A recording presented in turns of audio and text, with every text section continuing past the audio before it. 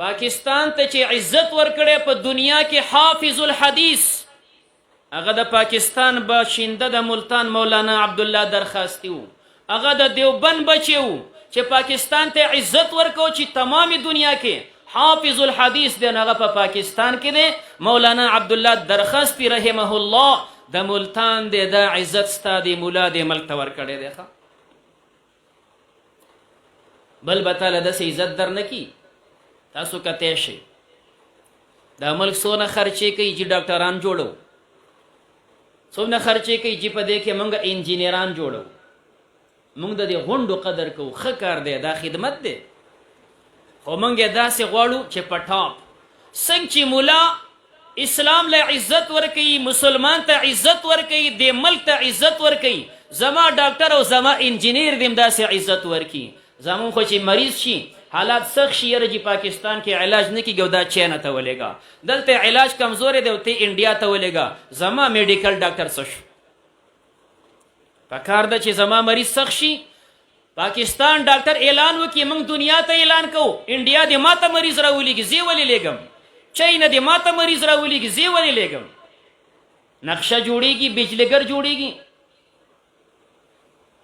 نو پاکستان انجینیر راشي درګه کې زنګ پاور 3 جوړېدو که نه 2 میاشتې چې کم دی ناستو یا لکه دلته تاسو خښ تګ دی که نه ږدوئ نه چې ایکسټیمټ جوړوله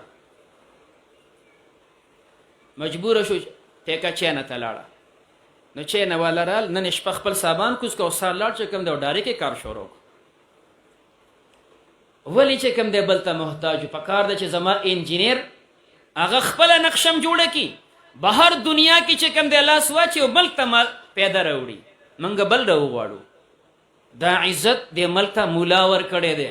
که حافظ وی پاکستان کې چې کوم دی مولانا عبدالله صاحب خجی د قرآن د خدمت په حواله باندې چې د قرآن خدمت چا کړی دی.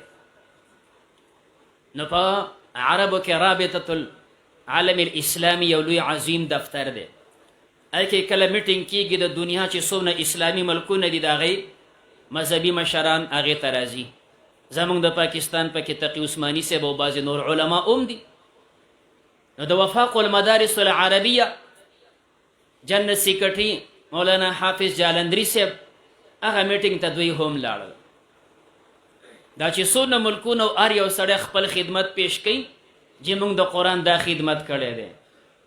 سعودي عرب والا پیش کړو یره چې دا 4,500 حافظان موږ جوړ کړي په کال کې. افرین ډېر خدمت دی. نو دوبیا والا خپل پیش کړه، بل خپل پیش کړه، بل هر ملک د پاکستان نمبر راغی. حافظ جالندري سے خپل کاغذونه وړاندې کړه جی پاکستان کې چې زمون کم بورډ چلیږي د وفاق المدارس العربیه د علماء دیوبند د سرپرستی لاندې سکال موږ سره چې په دې بورډ کې حافظانو امتحان ورکړی هغه کال باندې 75 حافظان دې ملک ته موږ صرف یو بورډ ورکړي دي.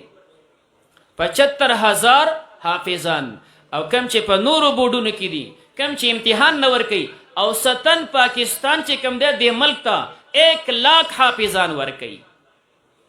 1,00,000 حافظان ورکوي. د تمام دنیا ایوارډ د قرآن د خدمت هغه پاکستان واغستو. او دا عزت چا ورکو؟ علماء دیوبند ورکو، وفاق المدارس العربیه ورکو چې دنیا کې چې کنه د قرآن خدمت دا په پاکستان کې پټاپ دی. زمونږ محترم ځایونه دي، حرمین الشریفین دي. پاکستان ته دا عزت چې د مدینه منورې امام دا د پاکستان حافظ دی، د علماء دیوبند بچی دی، د وفاق بچی دی چې هغه نن د مدینې منورې امام دی. دا عزت چې کوم دی پاکستان ته دی علماء ورکړی دی.